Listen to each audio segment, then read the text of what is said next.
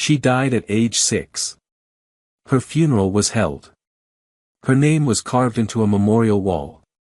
But when both pilots collapsed at 38,000 feet, an 11-year-old girl walked to the cockpit and spoke 2 words that made F-22 fighters freeze mid-flight: Ghost Rider. The dead had returned.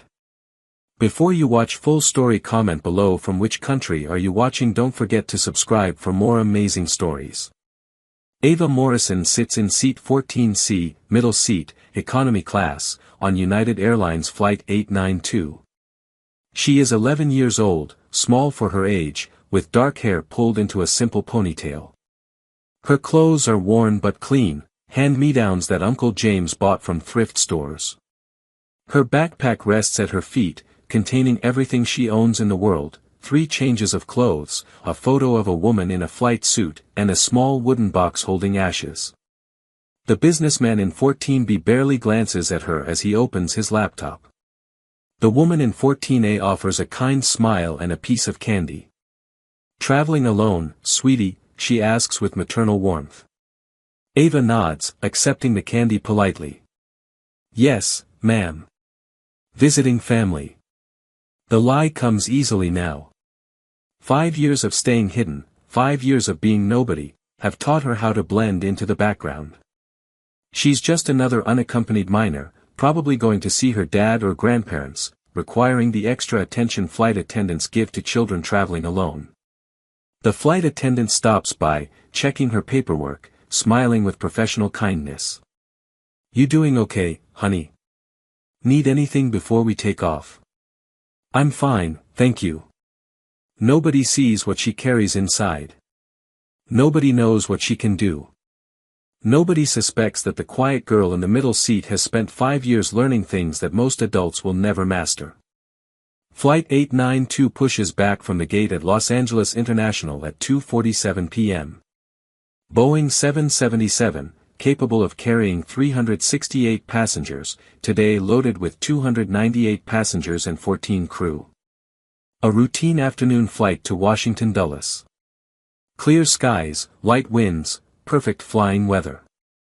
As the aircraft taxis toward the runway, Ava closes her eyes and does what Uncle James taught her: she runs through the aircraft systems in her mind. Boeing 777, 2 turbofan engines, fly-by-wire controls, advanced autopilot systems, redundant hydraulics. Takeoff speed approximately 160 knots depending on weight. Rotation at V2 plus 10. Climb to cruising altitude 38,000 feet. She knows these things the way other children know their favorite songs. The businessman beside her doesn't notice her lips moving silently, doesn't see her fingers twitching slightly as she mimics control movements. He's already absorbed in his spreadsheets, part of the anonymous mass of humanity that fills aircraft every day, trusting their lives to pilots they'll never meet. The engines spool up. The aircraft accelerates down the runway. Ava feels the familiar push against her seat back, the moment when wheels leave ground, the angle of climb. She's felt this hundreds of times, but always with a bittersweet ache. Her mother loved this moment most. "The moment we leave the earth," Captain Sarah Morrison used to say, "we're free. We're flying." Ava opens her eyes as Los Angeles falls away beneath them. Somewhere in the distant mountains where the city ends, there's a crash site she's never seen. A place where her mother died saving her. A place where, according to every official record, Ava herself died too. She's been dead for 5 years. A ghost. A girl who doesn't exist. She touches the small wooden box in her backpack. Uncle James had wanted his ashes scattered at the Air Force Memorial in Washington, among the names of the fallen. He'd served 30 years, flown combat missions, commanded squadrons. But his last 5 years had been spent on a different mission, raising a dead girl, keeping her hidden, teaching her everything her mother knew. "Why did you keep me secret?" she'd asked him once, maybe 2 years ago. They'd been in his workshop, the converted barn where he'd built a flight simulator from salvaged parts and encyclopedic knowledge. She was practicing approaches, her small hands on controls he'd modified to fit her size. Uncle James had paused the simulator, turned to look at her with those serious eyes that saw too much. Your mother's crash wasn't an accident, Ava. Someone sabotaged that aircraft. Someone wanted Ghost Rider dead. The words had chilled her. Who? We never found out. The investigation went classified. But I knew Sarah Morrison, she was the best combat pilot I ever flew with.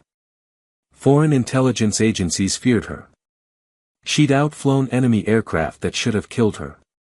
Shot down planes that had better weapons, better technology. She won because she was that good. He'd touched her shoulder gently. If her enemies knew her daughter survived, you'd be leverage. A target. They'd use you to hurt the programs she worked on, the missions she flew. So I made a choice, I kept you dead. Reported finding an unidentified child to social services, used an old favor to become your guardian under a false name. You've been Emma Sullivan for 5 years. Safe. Hidden. But why teach me everything? Ava had asked. If I'm supposed to stay hidden, why make me learn all this? Uncle James had smiled then, sad and proud at once. Because your mother died trying to teach you. Because she wanted you to love flying the way she did. And because. He'd paused, choosing words carefully. Because the best way to honor someone isn't to hide from what they were. It's to carry forward what they loved. Your mother was Ghost Rider, one of the greatest pilots who ever lived. That legacy shouldn't die because evil people wanted it dead. Now Uncle James himself is dead, and Ava is traveling under her real name for the first time in 5 years. His final arrangements had required it, his lawyer had discovered the truth, helped cut through the legal maze. Emma Sullivan had never truly existed in the legal sense, Ava Morrison had only been presumed dead, never officially declared dead beyond military records. The resurrection had been surprisingly simple on paper. But it meant stepping into the light. Being seen. Being real again. It terrifies her. Flight 892 levels off at cruising altitude. The seatbelt sign dings off. The cabin settles into the familiar routine of a long flight, people reading, sleeping, watching movies on seatback screens. Normal. Safe. Boring in the way that flying has become for most people. Ava pulls out her mother's photo. It's worn at the edges from 5 years of handling. Captain Sarah, Ghost Rider, Morrison in full flight suit, standing in front of an F-22 Raptor, helmet tucked under one arm, the faintest smile on her face. She looks invincible in this photo. Confident. Alive. The woman in 14A notices, leans over kindly. Is that your mom? Ava nods. She's beautiful. What does she do? She was a pilot, Ava says softly. She died. The woman's expression melts into sympathy. Oh, sweetie, I'm so sorry. It's okay, Ava says, because that's what people expect to hear. What they want to hear. It was a long time ago. 5 years. An eternity when you're 11. Half her life spent learning from a ghost, trained by a guardian who knew her mother's secrets, preparing for a future she couldn't imagine. Uncle James had made her promise something before he died, in those final days when the cancer had hollowed him out but his eyes remained sharp and clear. Ava, he'd said, his voice barely a whisper, I taught you everything because I believed you needed to know. Not because I thought you'd become a pilot, you're too young for that. But because knowledge is power, and understanding is strength. Your mother's skills, her techniques, her way of thinking, I gave them to you as a gift. He'd gripped her hand with surprising strength. But here's what you need to understand, if you're ever in a situation where lives depend on what I taught you, if the universe somehow puts you in a position where only you can help, don't be afraid. Don't let being young stop you. Don't let being dead stop you. Your mother saved you once by being brave enough to do the impossible. If you ever need to do the same, be her daughter. Be Ghost Rider. At the time, she'd thought it was just the rambling of a dying man trying to give meaning to his final years. What situation could possibly require an 11-year-old to use advanced flight training? Now, at 38,000 feet above Middle America, Ava Morrison has no idea that in 12 minutes, the impossible is going to require exactly that. The first sign comes at 3:47 p.m., 43 minutes into the flight. In the cockpit of Flight 892, Captain Michael Torres begins to feel dizzy. The sensation is subtle at first, just a slight lightheadedness, like standing up too quickly. He blinks, shakes his head slightly, trying to clear it. "You okay?" First Officer Jennifer Park asks, glancing over at him. "Yeah, just, felt weird for a second." He checks the instruments out of habit. "Everything normal?" "Autopilot engaged, systems green, weather clear ahead."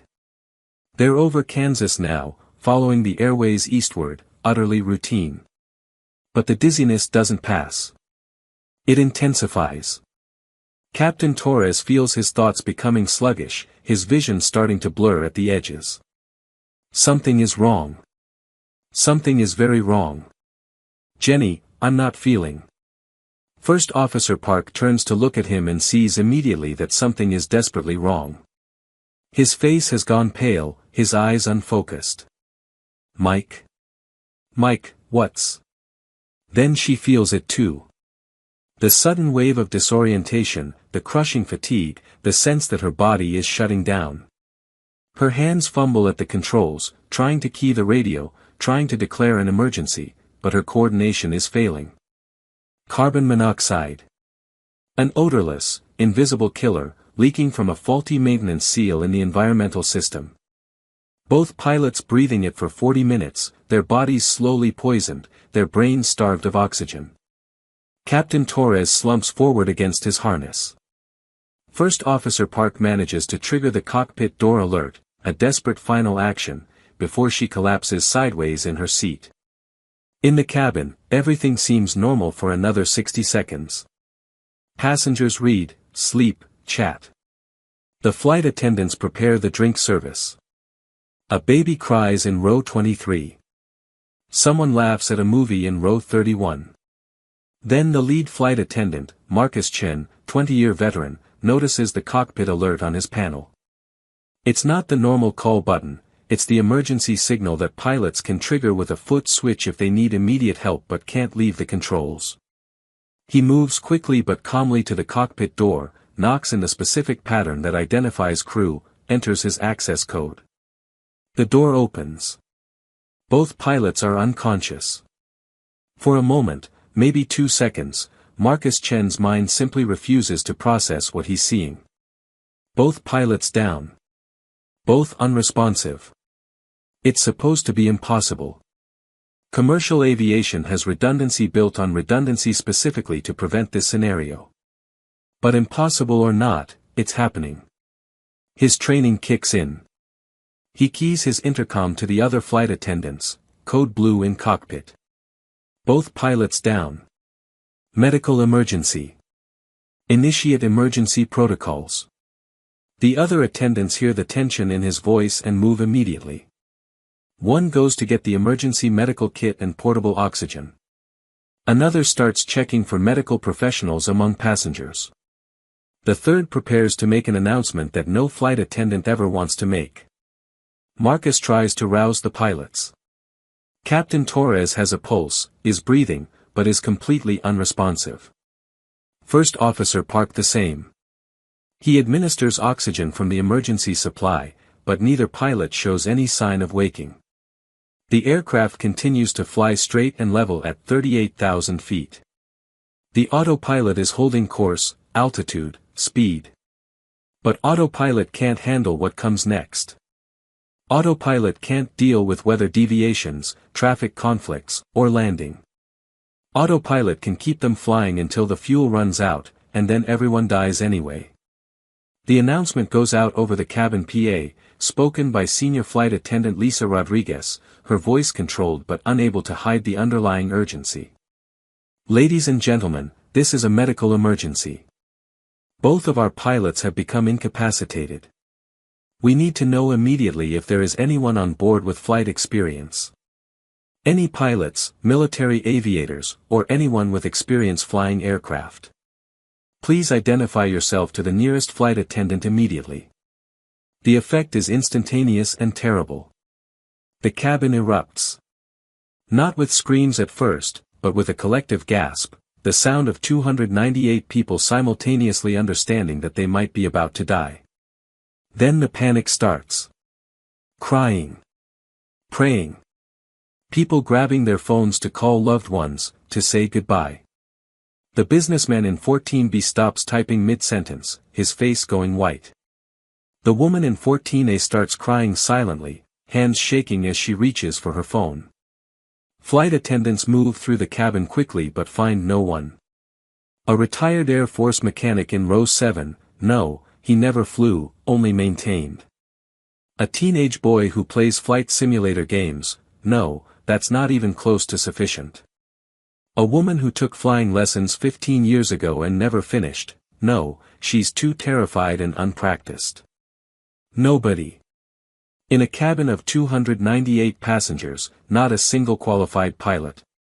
The aircraft flies on, automated but doomed. The flight attendants reconvene in the forward galley, their faces showing the fear they're trying to hide from passengers. Air traffic control, one asks. I'm trying, Marcus says, holding a phone to the cockpit. They're clearing airspace around us, scrambling resources, but unless we have someone who can fly this plane. He doesn't finish the sentence. Doesn't need to. In seat 14C, Ava Morrison sits frozen. Her mind is racing through calculations, through 5 years of training, through every procedure Uncle James ever taught her. Boeing 777. She knows the systems. She's studied the manuals. She's flown it in simulator, hundreds of hours in Uncle James's workshop, his voice guiding her through emergencies just like this. But that was simulation. This is real. Real lives. Real aircraft. Real consequences. She's 11 years old. She's never actually flown a real plane. She's been dead for 5 years, and revealing herself means answering questions she can't fully answer. Questions about where she's been, who raised her, why she was hidden. But 312 people are going to die.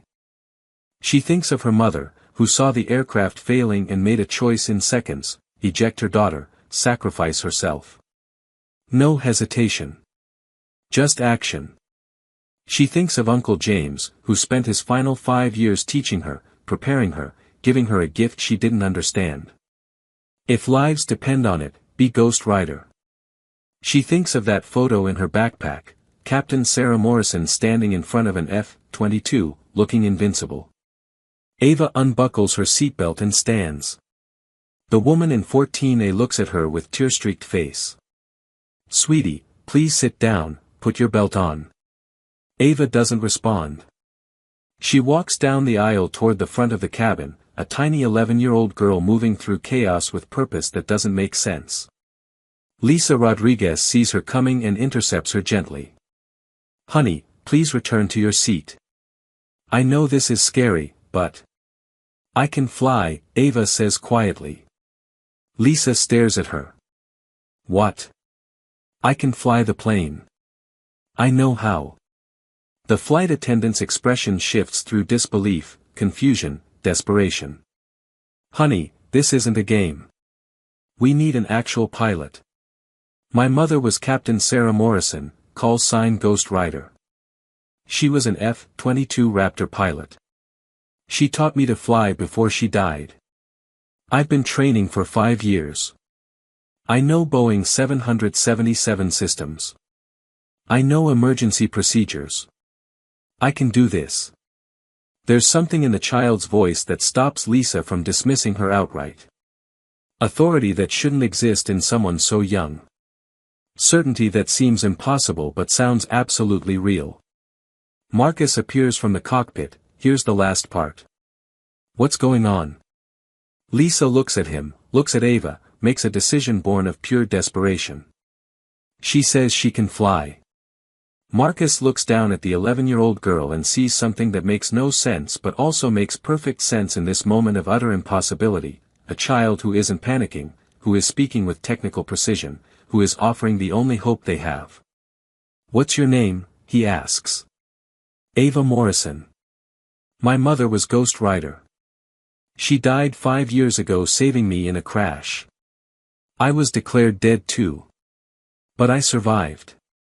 And the man who saved me, Colonel James Sullivan, he taught me everything my mother knew. I've studied for 5 years. I can fly this aircraft." Marcus makes the fastest decision of his life. They have no other option. No time. No choice. "Come with me." The cockpit of Flight 892 is both familiar and utterly alien to Ava. Familiar because she's seen it 1,000 times in manuals, in videos, in detailed schematics that Uncle James made her study until she could identify every switch and dial with her eyes closed. Alien because it's real. The controls are real. The instruments showing real altitude, real airspeed, real systems are live and active. The 2 unconscious pilots slumped in their seats are real. This isn't simulation anymore. Marcus and Lisa carefully move First Officer Park from the right seat, laying her in the space behind the cockpit.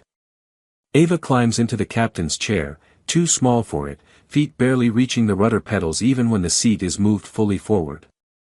She's so tiny in that seat, so impossibly young. But her hands know where everything is. She scans the instruments exactly as Uncle James taught her. Airspeed stable at 482 knots. Altitude holding at 38,000 feet. Autopilot engaged. Fuel showing 42,000 pounds remaining, enough for 2 more hours. Weather radar clear ahead. The aircraft is flying itself, but it won't land itself. Not safely. Not with 312 lives depending on it. Marcus stands behind her, phone in hand connected to air traffic control. They need to know who's flying now. Ava reaches for the radio control panel, fingers moving with practiced precision despite her racing heart. She finds the transmit button, takes a breath, and keys the mic. "Mayday, Mayday, Mayday.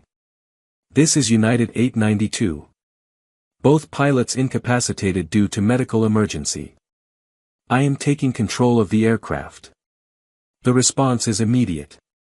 United 892, Kansas City Center.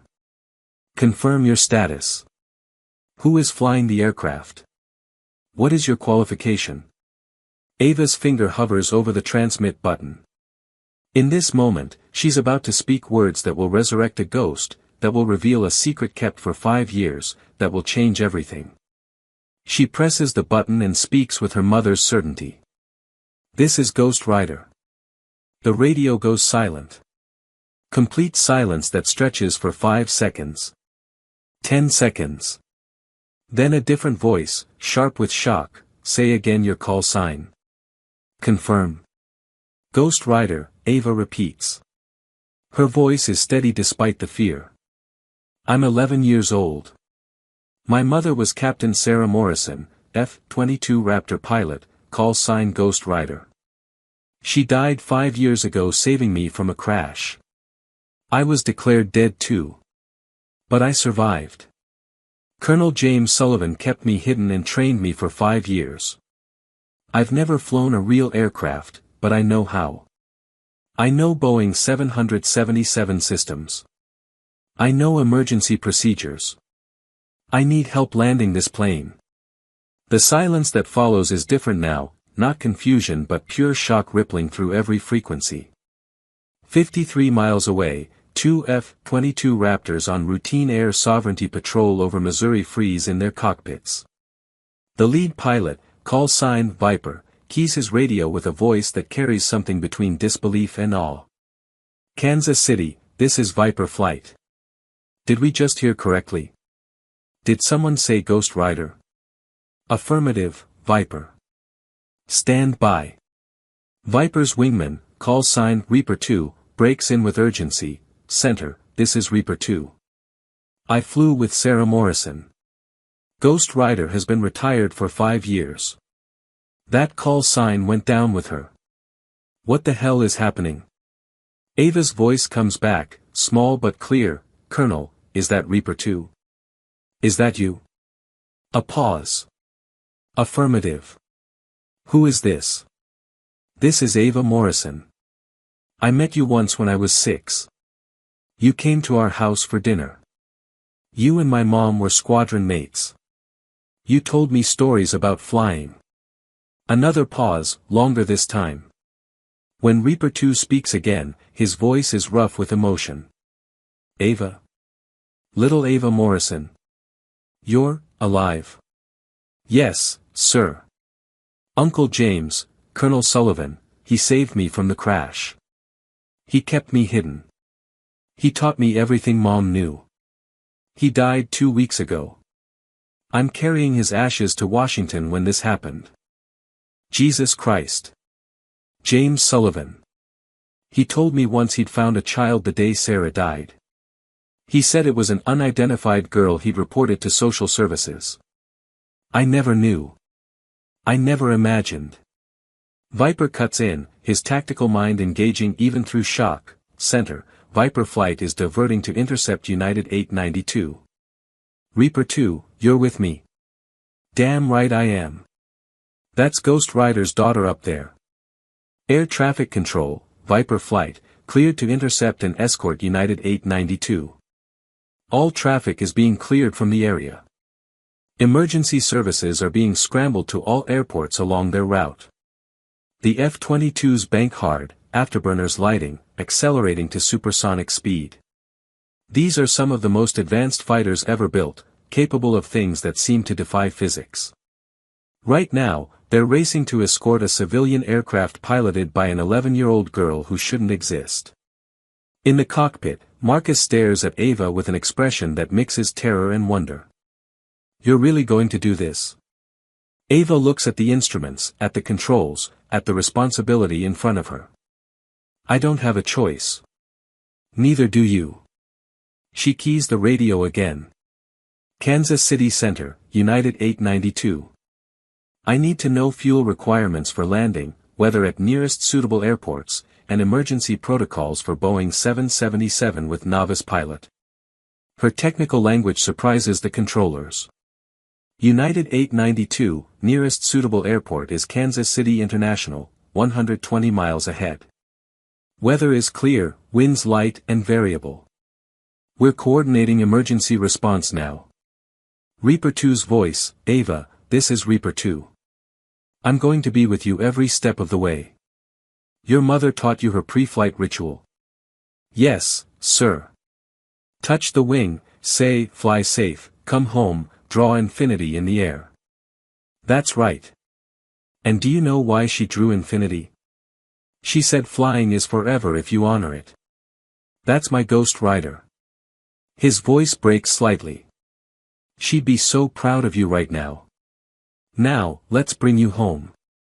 First thing, I need you to verify you're comfortable with the autopilot controls.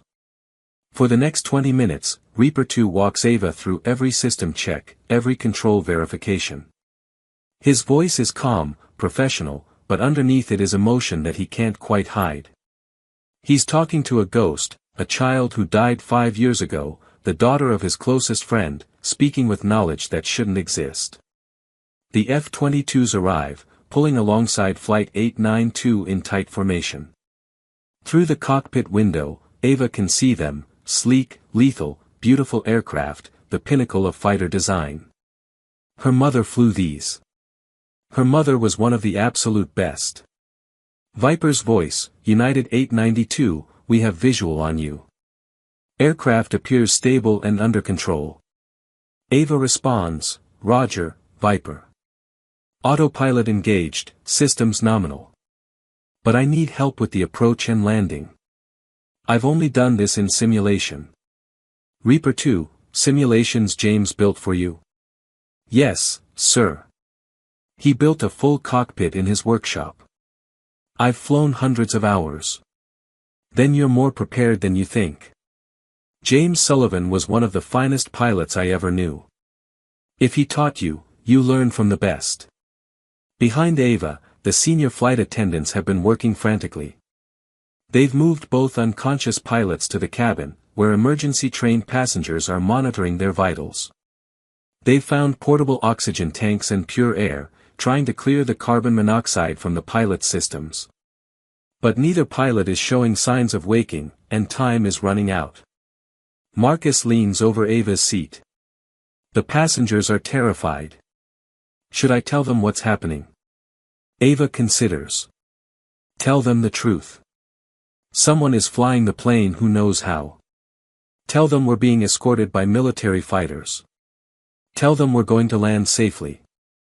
Lisa Rodriguez makes the announcement, her voice projecting strength she doesn't quite feel. Ladies and gentlemen, this is your senior flight attendant. We have someone flying the aircraft who has training and is being guided by military pilots. We are being escorted by F-22 fighters and are proceeding to Kansas City International Airport for emergency landing. Please remain calm and follow all crew instructions. The cabin is a mix of terror and surreal hope. People crane to see out windows, catching glimpses of the F-22's information. Fighter jets don't escort commercial flights unless something extraordinary is happening. In the cockpit, Ava is working through descent procedures with Reaper 2's guidance. Ava, you're going to start descent soon. I want you to use your mother's technique for this. Do you remember the Ghost Rider descent profile? Gradual descent, 1,500 feet per minute, maintain speed control through pitch and power, stabilize at each altitude before continuing. Perfect.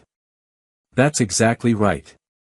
Your mother developed that technique because it gives maximum control and stability. We're going to use it now. The descent begins. Ava disengages the autopilot altitude hold and manually inputs descent rate. Her small hands are precise on the controls, movements deliberate and careful. The aircraft begins sinking smoothly from cruise altitude. Behind her, Marcus watches in amazement as this tiny child manages the descent with a smoothness that seems professional. Reaper 2 continues coaching, airspeed control, Ava. Watch your speed.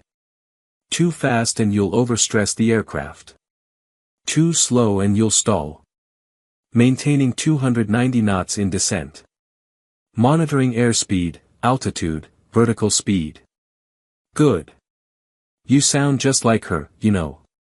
Same calm. Same precision. The F-22s maintain formation, adjusting their speed to match the descending 777. They're not just escort now, they're guardians, two of the world's most advanced fighters protecting a civilian aircraft piloted by a child who shouldn't exist. On military frequencies, word is spreading like wildfire. Ghost Rider's daughter is alive. Ghost Rider's daughter is flying a civilian aircraft in emergency. Fighter pilots who flew with Sarah Morrison are calling in, offering help, asking if it's really true. At Kansas City International, the airport is transforming into an emergency response center. Fire trucks positioning. Ambulances standing by. Foam trucks ready in case of crash landing. But also something unusual, Air Force officers arriving, military brass coordinating, because this isn't just an emergency anymore. This is the resurrection of a legend. Through descent, approach, and initial landing preparation, Reaper 2 guides Ava through every step. His voice is constant, reassuring, professional. He's not just coaching a novice, he's honoring his fallen wingman by keeping her daughter safe. At 10,000 feet, Ava calls for landing checklist. Marcus reads from the quick reference guide they've pulled up, and Ava works through each item methodically. Landing gear, Reaper 2 prompts. Ava finds the gear lever, moves it to down position. 3 green lights illuminate, nose gear down and locked, left main gear down and locked, right main gear down and locked. 3 green, she reports. Beautiful. Flaps next. Extension should be gradual. Start with flaps 5. The aircraft configuration changes as systems deploy. Ava feels the drag increase, adjusts power to compensate. Everything Uncle James taught her is flooding back, Not just procedures but the feel of flying, the intuitive understanding that he'd worked so hard to give her. At 5,000 feet, Kansas City International is visible ahead. Runway 01L has been cleared, emergency vehicles staged. Approach lighting is on full bright, a clear path to safety or disaster. Ava, Reaper 2 says gently, your mother would land with full flaps, full control, and absolute confidence.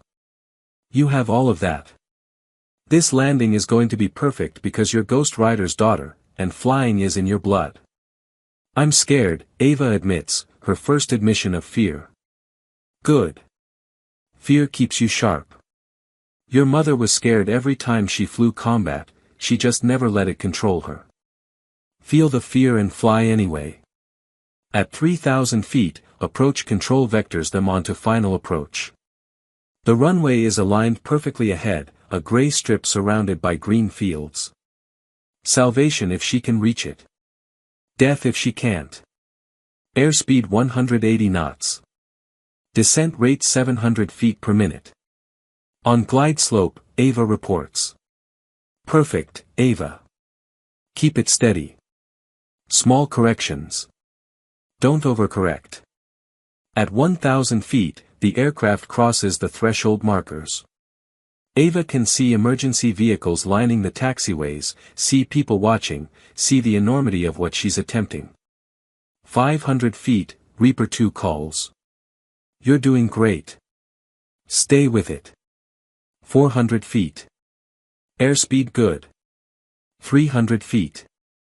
Looking good. Start thinking about the flare. 200 feet. Prepared for flare. 100 feet. Begin flare now. Gentle back pressure. Let the mains touch first. Ava pulls back gently on the yoke. The nose rises slightly. The ground rushes up. This is the moment, everything depends on this. The main landing gear touches with a hard thump, not perfect but acceptable. The aircraft bounces slightly, settles again. Ava pushes forward on the yoke to bring the nose down. The nose gear touches. They're on the ground. Thrust reversers, now. Reaper 2 commands. Ava pulls the thrust reverser levers. The engines roar, decelerating the aircraft. She applies brakes carefully, feeling for the edge of control. The 777 slows, slows, slows. Rolling past emergency vehicles, past fire trucks, past crowds of people watching the impossible unfold. Finally, impossibly, the aircraft slows to taxi speed. United 892, you are safely on the ground, Kansas City Tower reports, and there's emotion in the controller's voice. In the cockpit, Ava's hands are shaking now, adrenaline hitting. She's done it. She's actually done it. Outside, the two F-22s scream overhead at low altitude, pulling up into a vertical climb, the missing man formation, the aerial salute given to fallen pilots. But this time, it's not for someone who died. It's for Ghost Rider returned. The cockpit door opens and Marcus steps in, seeing Ava still strapped into the captain's seat, hands trembling with aftershock. You did it, he says, and his voice breaks. You actually did it. Emergency vehicles surround the aircraft now. Medical teams board immediately to attend to the unconscious pilots. Both are stabilized and transported to the hospital, where they'll make full recoveries after carbon monoxide treatment. But the focus is on Seat the Captain's seat, where an 11-year-old girl just performed the impossible. Ava unbuckles and climbs down from the seat on shaking legs. Lisa Rodriguez appears and simply wraps her in a hug, no words, just pure emotional reaction to witnessing a miracle. The passengers are deplaning through emergency exits, and as they emerge they're talking, crying, calling loved ones. A child saved us, people are saying. An 11-year-old girl landed the plane. The F-22s have landed and taxied to a remote area of the airport. Reaper 2 climbs out of his cockpit, removes his helmet, and starts walking toward the United aircraft with purpose. Airport authority tries to stop him. This is a civilian area, military aircraft don't just. He shows his credentials. That's my wingman's daughter up there. I flew with Ghost Rider for 12 years. I need to see her. They let him through. When Ava emerges from the aircraft, escorted by flight crew, she sees him approaching, a man in full flight suit, gray-haired now, tears streaming down his face openly. Ava Morrison, he says, stopping in front of her. Do you remember me? She looks at him, memory stirring. You came to dinner. You brought me a toy airplane. You told Mom you'd fly her wing anywhere. That's right. His voice is rough. And I thought I lost you both. I went to the memorial service. I saw your names on the wall. And now you're here, alive, and you just saved 312 people using your mother's techniques. He drops to one knee, bringing himself to her eye level, and salutes her. A formal military salute from a decorated fighter pilot to an 11-year-old girl. Welcome back from the dead, Ghost Rider. Ava starts crying then, 5 years of being hidden, 5 years of being nobody, 5 years of carrying a legacy she couldn't reveal, all breaking at once. Reaper 2 opens his arms and she falls into them, sobbing. I was so scared, she says. I didn't know if I could do it. You did it, he says. Your mother would be so proud. James would be so proud. Hell, I'm proud, and I barely know you. But I knew your mother, and I see her in everything you just did up there. The media arrives within minutes, news helicopters circling, cameras capturing everything. The story is already breaking worldwide. Child declared dead 5 years ago saves 312 lives. Ghost Rider's daughter returns from the grave.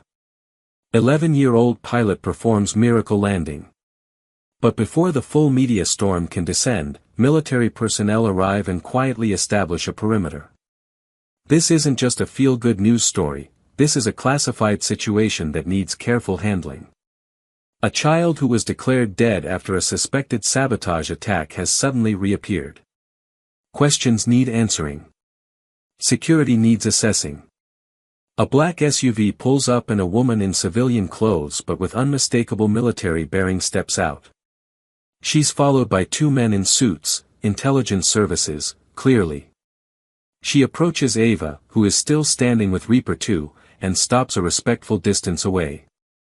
Ava Morrison, I'm Colonel Patricia Hayes, Air Force Special Investigations. We need to talk about what happened 5 years ago, and what's been happening since. Reaper 2 steps slightly in front of Ava, protective. She just saved over 300 lives after being declared dead for 5 years. Maybe give her a moment. Colonel Hayes nods. I understand. But this is bigger than one emergency landing.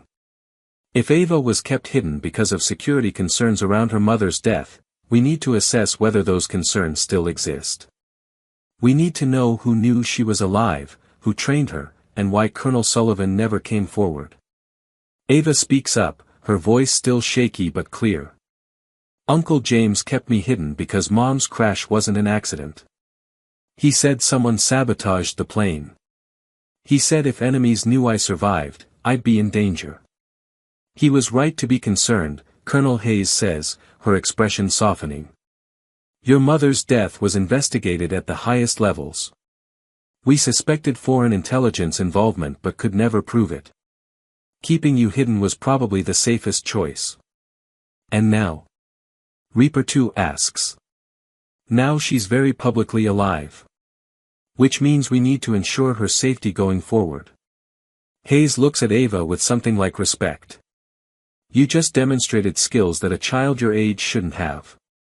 That's going to raise questions, attract attention. Some of it good.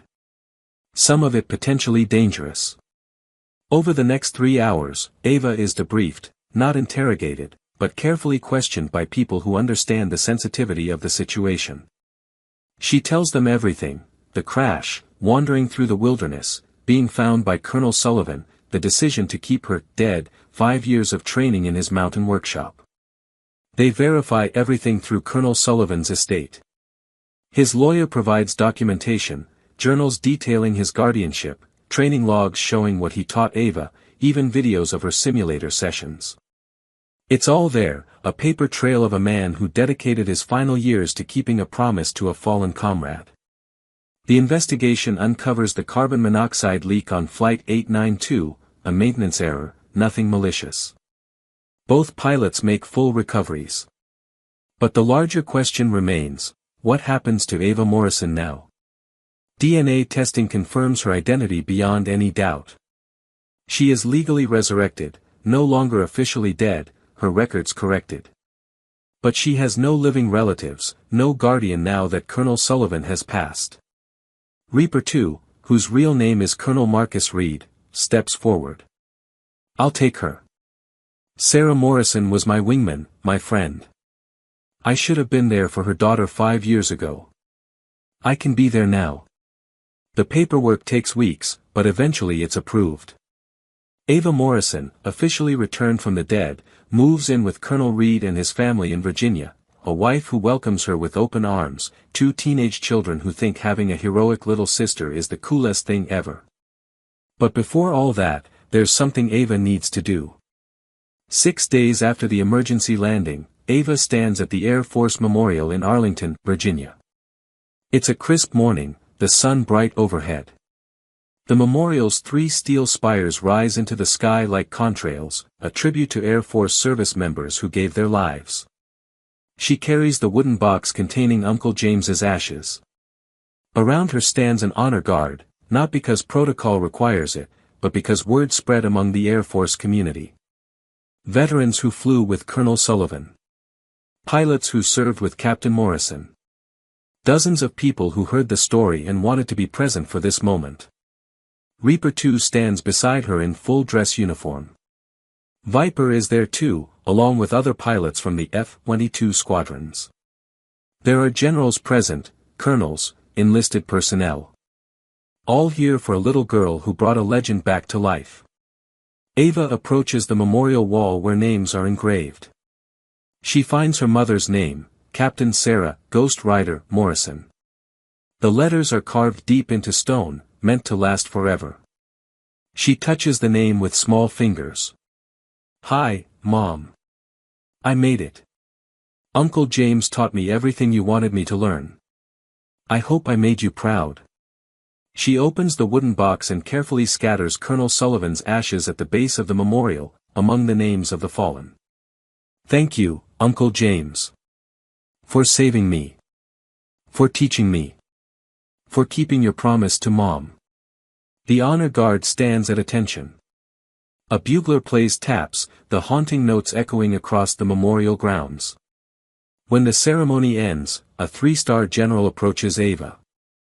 General Robert Chen, commander of Air Combat Command, a man who flew alongside her mother decades ago. Ava Morrison, he says formally, your mother was one of the finest combat pilots this nation has ever produced. Her call sign, Ghost Rider, was retired out of respect when she died. But call signs aren't just names, they're legacies. They're meant to be earned and carried forward. He holds out a flight patch, the same patch her mother wore, with Ghost Rider embroidered in silver thread. This belonged to your mother. And now, with your actions, you've proven you're worthy to carry it forward. The call sign Ghost Rider is no longer retired. It's yours, when you're ready to claim it. Ava takes the patch with trembling hands, holding the physical piece of her mother's legacy. I'm 11, she says quietly. I can't even get a pilot's license for years. General Chen smiles. No, you can't.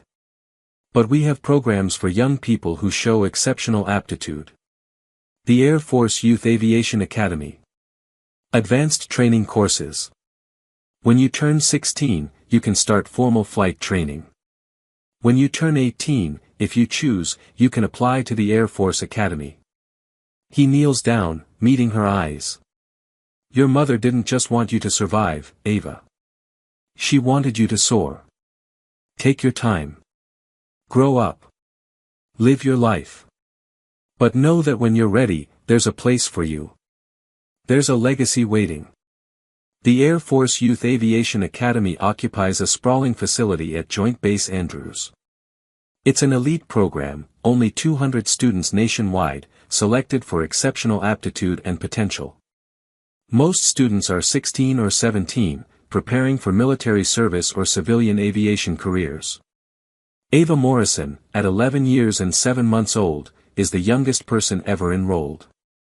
She walks through the facility on her first day, wearing a flight suit that had to be specially tailored to fit someone her size. Other students stare, some with curiosity, some with skepticism, all of them having heard the story. That's the girl who landed the 777. That's Ghost Rider's daughter. That's the kid who was dead for 5 years. Her instructor meets her in the briefing room. Colonel Marcus Reed, Reaper 2, who pulled strings to ensure he could teach her officially, not just as a guardian but as her formal flight instructor. "You ready for this?" he asks. "I think so," Ava says. "It's just, everyone's staring. They're staring because you did something impossible. You'll get used to it." He hands her a flight manual. "But here's what you need to understand, what you did in that emergency was extraordinary. But it doesn't make you a pilot yet. That took desperation and courage. Being a pilot takes knowledge, discipline, and time. You've got a head start, but you've still got years of learning ahead." "I know," Ava says. "Uncle James told me the same thing. He said flying once doesn't make you a pilot any more than cooking once makes you a chef." Reaper 2 smiles. James was wise. "All right, then. Let's begin. The first months are grueling. Ground school, aerodynamics, meteorology, regulations, navigation." Ava is surrounded by teenagers twice her age, all of them competitive, driven. Some resent her presence, think she's there only because of her famous mother and her dramatic rescue. She proves them wrong through sheer dedication. She studies harder than anyone. She asks questions that show deep understanding. She demonstrates knowledge that shocks even the instructors. When they finally get into actual flight training, small single-engine aircraft, not simulators, Ava is nervous all over again. This is different from the emergency landing. This is learning properly, from the beginning, building skills correctly. Her first takeoff is shaky. Her first landing is rough. She makes mistakes, overcorrects, struggles with things that should be simple. After a particularly frustrating session, she sits in the debriefing room looking defeated. Reaper 2 sits across from her. "What's wrong?" "I saved 312 people, Ava says quietly. "But today I couldn't even land a Cessna without bouncing 3 times. What if I'm not actually good at this? What if the emergency landing was just luck?" "It wasn't luck," Reaper 2 says firmly. "But you're right that emergency flying and proper flying are different skills. You were operating on pure training and desperation. Now you're learning to fly correctly, which means making all the normal mistakes that every pilot makes. Your mother bounced her first 20 landings. I bounced my first 50. Really?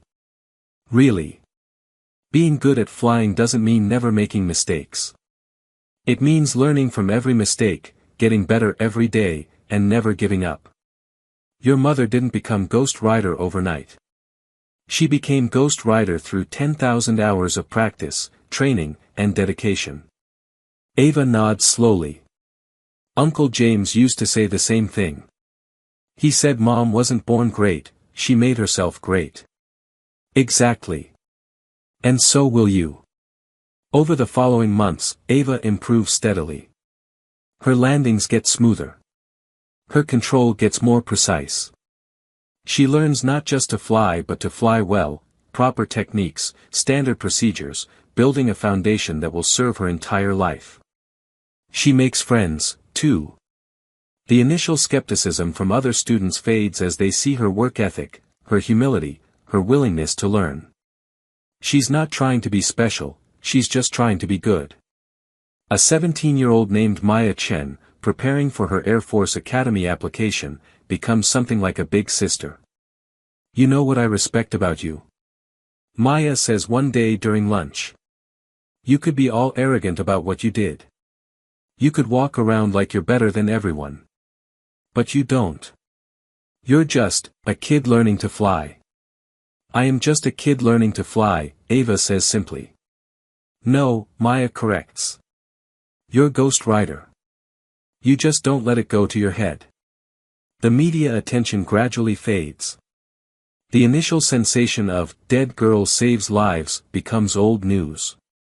Ava is grateful for the relative anonymity. She gets to be a student, a trainee, a normal kid most of the time. But sometimes, the legend resurfaces. 6 months after the emergency landing, Ava is invited to speak at a ceremony honoring first responders and emergency personnel. She stands at a podium in front of hundreds of people, tiny in her formal dress uniform, and tells her story. I'm not a hero, she says, her young voice carrying through the microphone. I'm just someone who had knowledge when it was needed. My mother was the hero, she saved me by sacrificing herself. Colonel Sullivan was the hero, he spent 5 years teaching me because he believed in honoring her memory. The flight attendants were heroes, they trusted an 11-year-old because they had no other choice. The F-22 pilots were heroes, they guided me with patience and skill. She pauses, looking out at the audience. What I learned is that being prepared matters. Knowing things matters. When Uncle James was teaching me, I sometimes wondered why. I was just a kid. I'd never need to fly a real plane. But he taught me anyway, because he believed that knowledge is never wasted. That someday, somehow, it might matter. Her voice gets quieter. It mattered. 312 lives mattered. And I'm grateful that I was prepared, even though I never imagined I'd need to be. The applause is thunderous.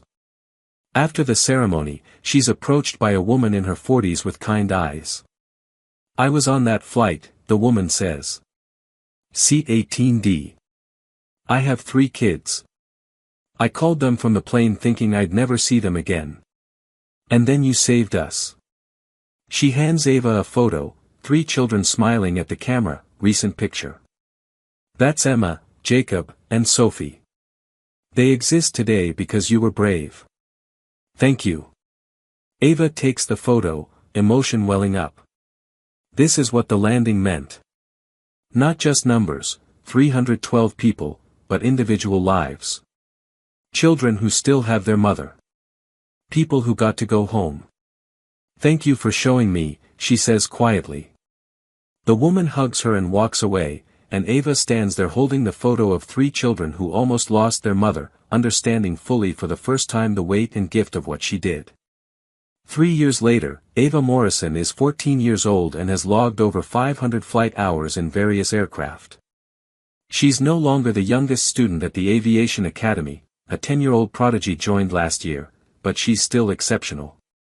She stands in front of her mother's memorial at the Air Force Memorial again, but this time she's not alone. Colonel Reed is there, along with a dozen pilots who flew with her mother, and General Chen, who has taken personal interest in Ava's development.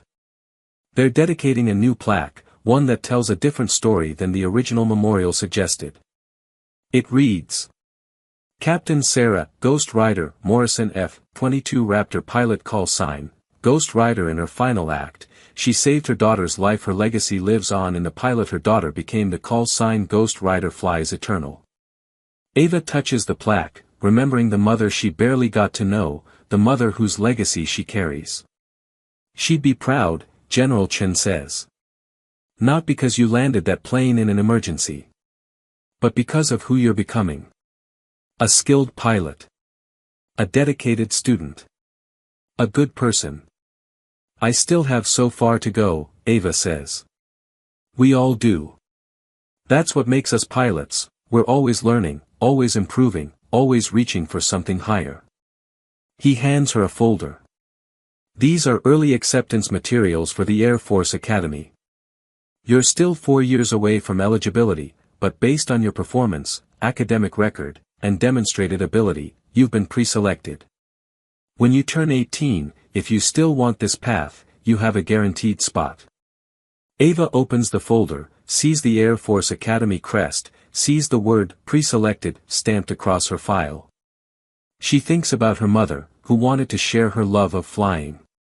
She thinks about Uncle James, who spent his final years ensuring that love didn't die with her mother. She thinks about that day at 38,000 feet when impossible became necessary. I want it, she says. I want to fly. Really fly.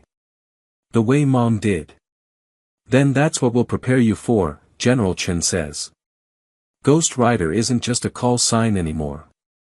It's a legacy. And you're carrying it forward. Colonel Reed puts his hand on her shoulder. Your mother used to say something before every mission. She'd check her aircraft, run through her pre-flight, and then she'd say, let's go make some sky. Ava smiles.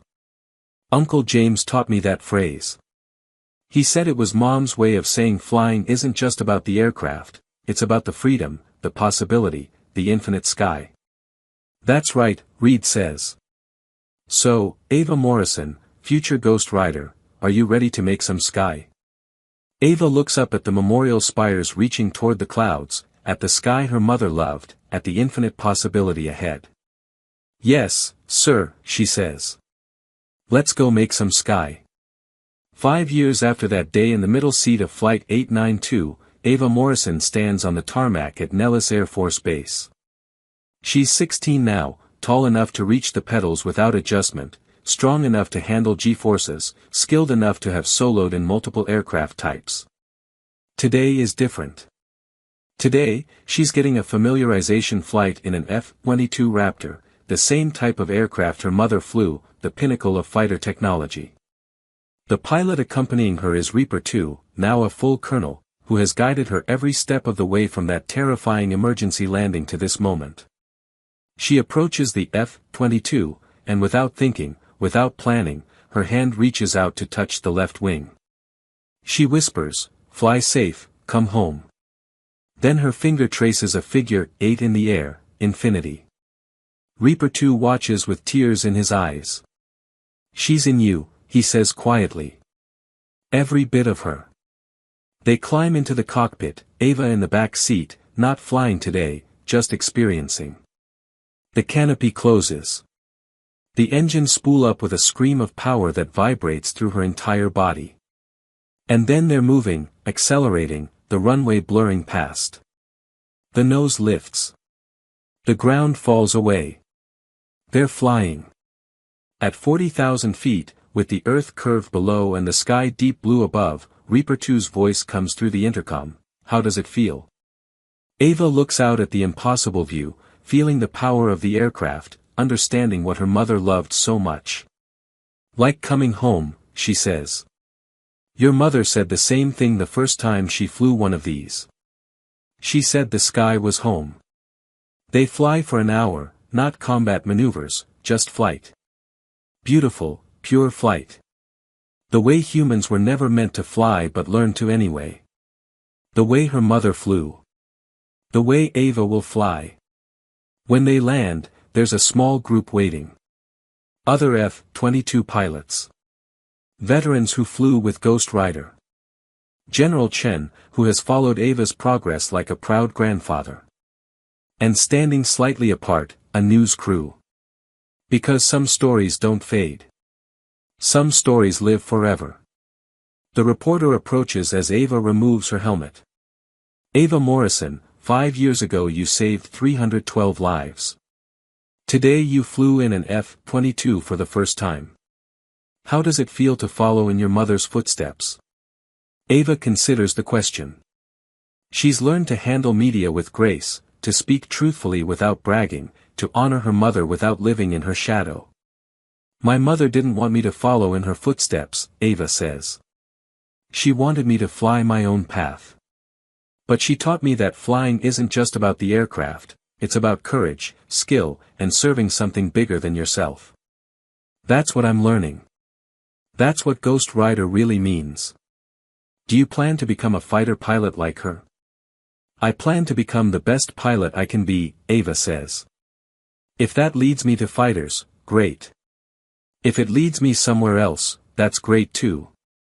What matters is that I honor her by being excellent at whatever I do. The reporter smiles. 5 years ago, you were declared dead. Today, you're very much alive and pursuing your mother's legacy. What would you say to people facing impossible situations? Ava thinks about that moment in seat 14C, when she had to choose between hiding and acting. She thinks about climbing into that captain's seat, terrified but certain. She thinks about her mother, making the impossible choice to save her daughter. I'd say that impossible is just another word for, nobody's done it yet, she says. My mother did impossible things every time she flew. Uncle James did an impossible thing by keeping me safe and trained for 5 years. I did an impossible thing landing that plane. But none of it felt impossible in the moment, it just felt necessary. She looks directly at the camera. So if you're facing something impossible, ask yourself, is it really impossible, or just necessary? Because if it's necessary, if lives depend on it, if it matters enough, then you find a way. You do what needs to be done. The interview ends. The cameras turn off. The reporter thanks her and leaves. Ava stands on the tarmac, looking at the F-22 that brought her home, at the sky where her mother lived, at the future stretching ahead. Colonel Reed approaches. You handled that well. Uncle James taught me to speak truth simply, Ava says. He said Mom never bragged, never made it about herself. She just flew and let her skills speak. She did. And so do you. He pauses. 2 more years until the academy. Then 4 years there. Then flight training. It's a long road ahead. I know, Ava says. But Mom always said the best things require patience and dedication. She spent 10,000 hours becoming Ghost Rider. I can spend 10,000 hours becoming whatever I'm meant to be. And what's that? Ava smiles. I don't know yet. But I'll find out in the sky. This story is dedicated to every person who has been told they're too young, too small, too inexperienced to do something that matters. Ava Morrison is fictional, but the truth she represents is real. Knowledge matters. Preparation matters. Courage matters. The technical details of aviation in this story are as accurate as possible, though simplified for readability. Real commercial pilot incapacitation protocols exist, though they've never been tested with a child pilot. The F-22 Raptor is a real aircraft, and its pilots really do carry call signs with pride and honor. Ghost Rider flies eternal, not as a specific person, but as an ideal. The idea that excellence, courage, and dedication can transcend death, can pass from parent to child, from mentor to student, from generation to generation. Wherever you are, whatever impossible thing you're facing, remember Ava Morrison. Remember that impossible is just another word for not yet. Fly safe. Come home. Make some sky.